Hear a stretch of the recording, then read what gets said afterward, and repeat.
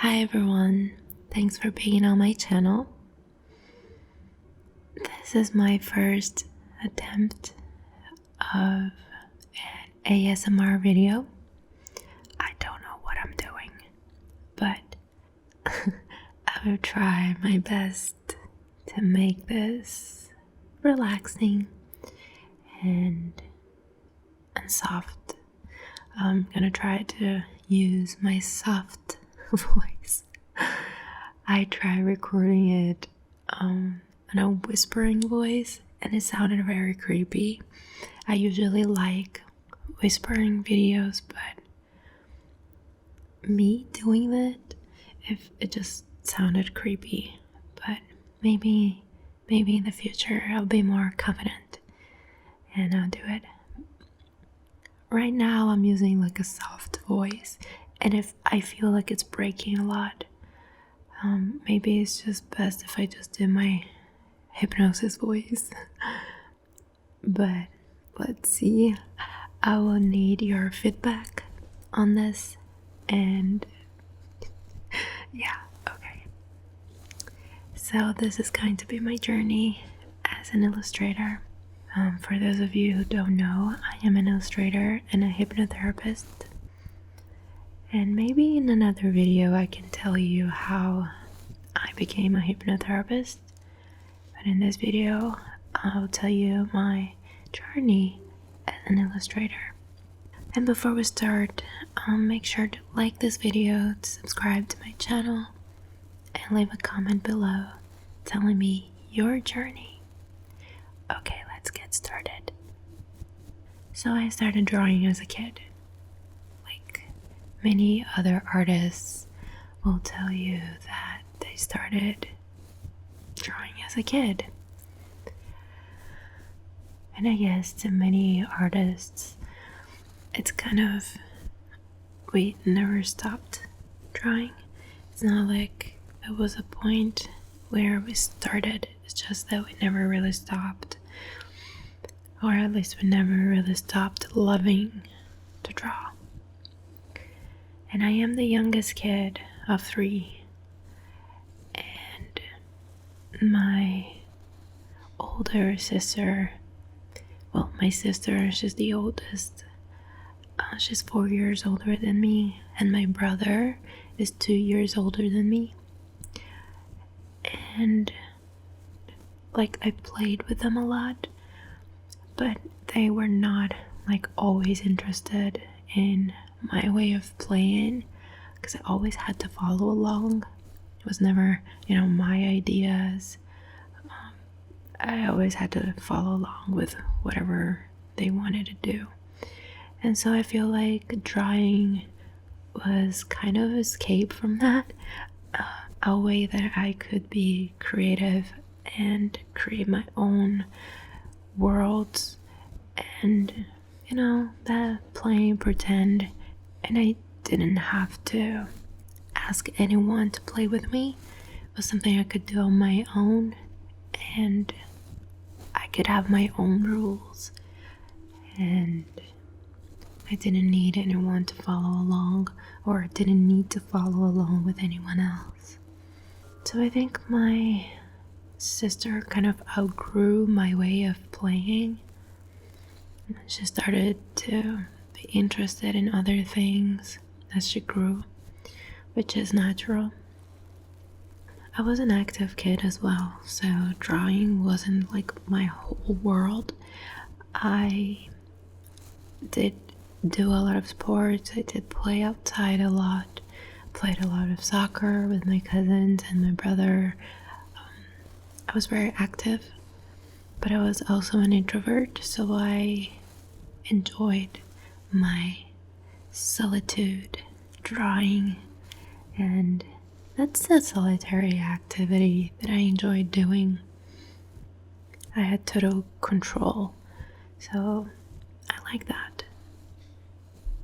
And as I grew, I still liked drawing, but never thought of it as something I could do like professionally. I just enjoy the activity. It wasn't like I knew that I wanted to be an illustrator. that wasn't the case. I remember my mom saying to me that I could do that for a living. Actually, she encouraged me. She told me I could, work on comics like the ones I liked to read when I was a kid. And I was like, okay. I think I didn't really understand that. So I wasn't really interested. I was just, there's so much there's going to happen before I have to, think about what I'm gonna do in my life. So I guess I didn't care as much because I had time, and I kind of, said okay, but didn't really care much. Maybe because I didn't want drawing to be an obligation. I didn't want to, make something that I love doing, that I enjoy doing, a chore or, work. Because then it will, stop being fun. I guess I knew that already. And she even offered to pay for me to have art classes and drawing classes, and I didn't want to go because I didn't want to add anything to my schedule. Like if I was very busy, but I didn't want to add to my list of responsibilities as a kid. So I had school, and then I had homework, and then I had gymnastics, and then I had other things. I remember I had some issues with my back, and I had to do like physical therapy and all that stuff that, it took time from me, and I enjoyed my free time. I've always enjoyed my free time, and I'm that way until like now. I'm still, every time I can just have a free time and do nothing or do whatever the hell I want, I would take it. And so, yeah, I didn't want to take classes because I didn't want to add anything. School was already taking too much of my time and energy. I didn't like school that much, to be honest. I didn't hate it when I was young. I kind of hated it when I grew up a little. But anyway, let's go back to the story. So I didn't take classes as a kid, but I did spend my years drawing for fun. I remember my cousins used to buy those little magazines that teach you how to draw, like Dragon Ball characters and very anime and manga style, and that structure of, the circle and the triangle for, the jaw and the nose. Very, very Japanese style. And we all kind of like started to learn some structure from those magazines. We drew together just to, pass the time, and it was just for fun. And then I discovered which was a comic book that I loved. And it was a mix of a preteen magazine, and it had like quizzes and stuff like that. Some articles that I don't even know what they were about. I can't remember. I don't know if they talked about witchcraft or not. But I remember that the magazines always came with a little gift. So sometimes it was like an incense holder or a little necklace of the comic book. It was pretty cool. And inside the magazine there was the story, the comic book. So it was like 2 weeks was 15, 14 days issues. So every 2 weeks I went to the newspaper thing. I don't know what it's called in English. I can't remember. But then I would buy that witch magazine. And so I left witch because I already, loved the witchcraft theme. And it made me so happy that I was able to be in touch with that universe, even though it was very fantastic and very fictional. It was so much fun.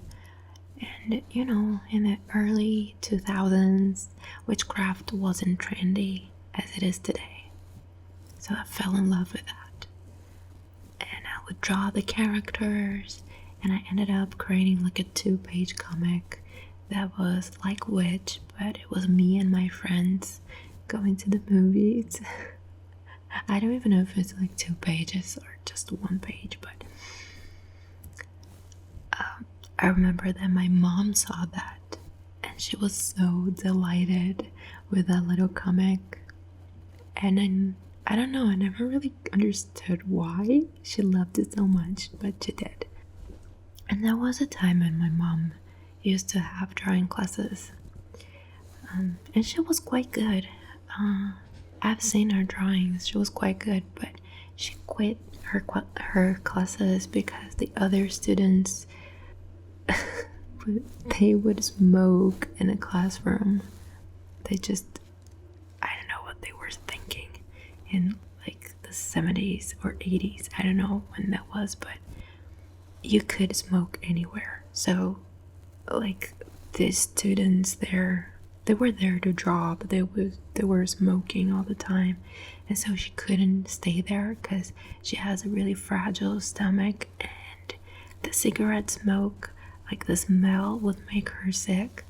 So she stopped going and didn't really go to any other school. She just quit. And it's so sad. It makes me so sad because she was quite good. And yeah, I don't know what could have been, right? But anyway, she quit. And so maybe that's why she was so delighted to see my drawings and storytelling, because she always saw potential in me and in my drawing.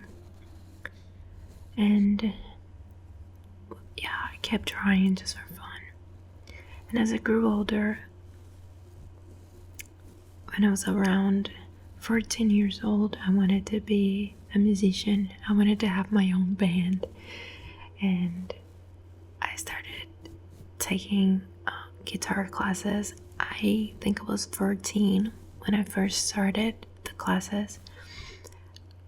My grandfather was a musician, and he gave me an electric guitar when I was around 11 because I was interested in learning. And my cousin would teach me some notes and some chords, and I think that he saw me, wanting to learn, and then he gave me a guitar. And so I played a little bit before I started taking classes. But when I was around 14, I wanted to actually learn it. But I was kind of stupid. Like, I was like a rebel. I wanted to learn just enough because I wanted to have a punk grunge band, and I didn't have to know, how to properly read music. I didn't want to get too technical, just wanted to learn just enough. I wanted to cut corners because I've always been lazy. I'm a lazy bitch. But anyway, and I think it's like so sad because I still have interest in music, and I've always had it, never went away.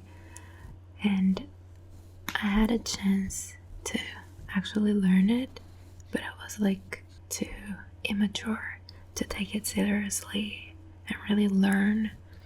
So yeah, I took classes for 2 years, but I had no band to play with. I did write some songs, but I was too embarrassed to share them with anyone. So I slowly dropped it. Like I said, I never stopped being interested in music and songwriting, but I dropped it because I didn't have anyone to play with, and I was too embarrassed to share my creations. I was embarrassed with my drawings as well, but not as much as my music. And so, around the time when I slowly kind of stopped playing the guitar, I had to, focus on university and college and what I was going to do with my life. And I had no idea what I was going to do with my life. Because, nothing that was within my range of possibilities, nothing that anyone had showed me has anything to do with drawing. So at first I thought that architecture was the best option for me, which is crazy. This is crazy. Architecture. Yeah, and that was like what that was those vocational tests would point me, that was the direction that they pointed me, which is super bizarre because it makes no sense. Architecture was the closest thing to drawing that they would offer me. That makes no sense. And so I thought that I was going to do, study architecture. And then I found out that there was something called graphic design. And I went for that because it was closer to drawing and the kind of creativity that I wanted to explore. And I remember that I had like a vision of myself being a photographer, living in Italy and taking pictures of Tuscany and those beautiful places in Italy. I'm not sure why I had those visions, but I kind of imagined that for myself. But I didn't know any college for photography. Just to be clear, I live in Brazil, and things have changed quite a bit since I was 17 years old, and we didn't have a lot of options. It was really weird thinking about that now. I find it so weird that creative artistic people didn't really have options to actually properly study and perform their art. So I did go to college for graphic design, but it still wasn't what I was expecting. It was closer than architecture, that's for sure, but that still wasn't what I wanted to do. And when I was in college, I decided that I wanted to work in animation. And the graphic design course didn't help me with that because we started learning about product design, like designing boxes and perfume flasks and stuff like that. And I was so miserable doing that. And then I discovered another school, another university that I could go to, and I transferred to study digital design, which had nothing to do with graphic and doing products, but I learned a bunch of softwares and some animation, some illustration, some 3D. So that was a good change for me because it, brought me closer to what I do now and what I actually wanted to do. And around that time, I was already on DeviantArt. I think I was on DeviantArt since 2003 or something. I was there for a long time, but I was like posting photography, like I was posting more photos that I took. And I saw there a bunch of cool art, and I started to get interested in digital art. Then I started taking other classes in other schools, like not universities, just open courses, you could take to improve my drawing, my digital art skills, and animation. So I took like a digital painting class and a 3D animation class.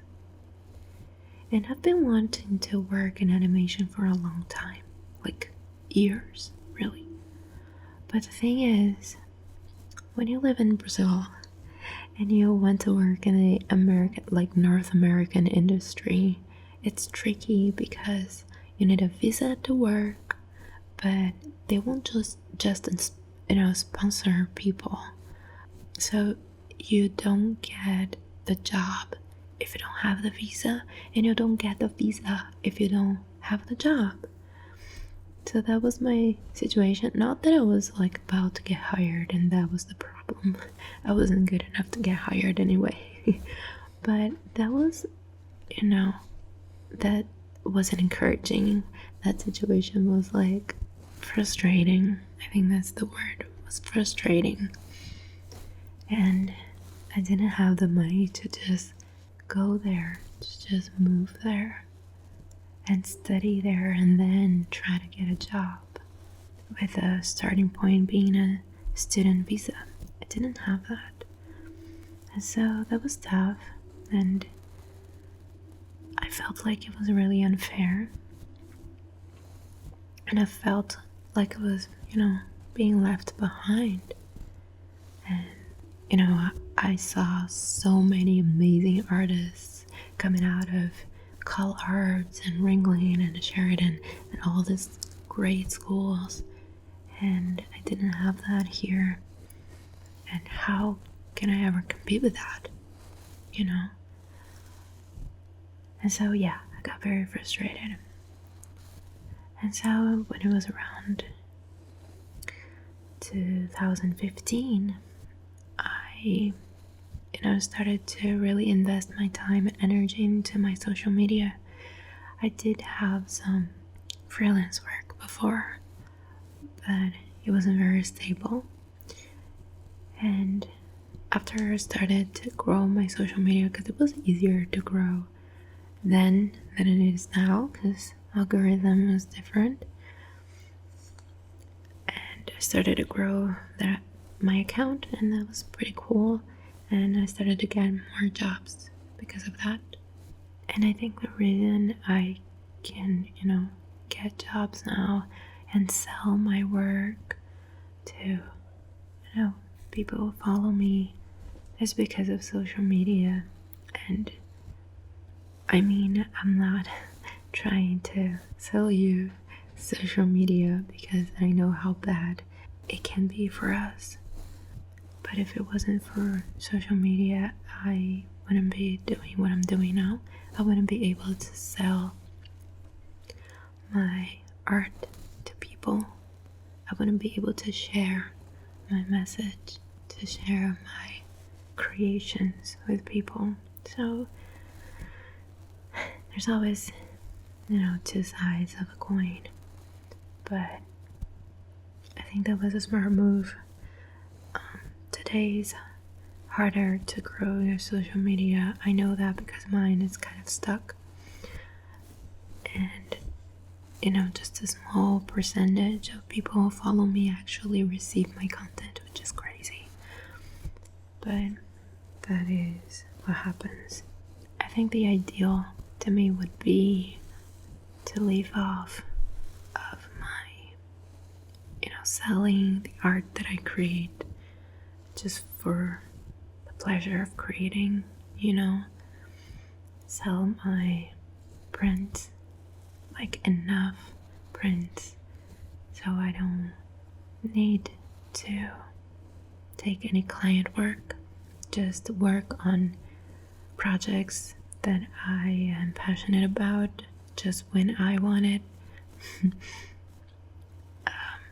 And just be able to sell my work, my prints, my originals, my books, my stickers, my pins, all of the products that I create, just be able to sell them and live off of that.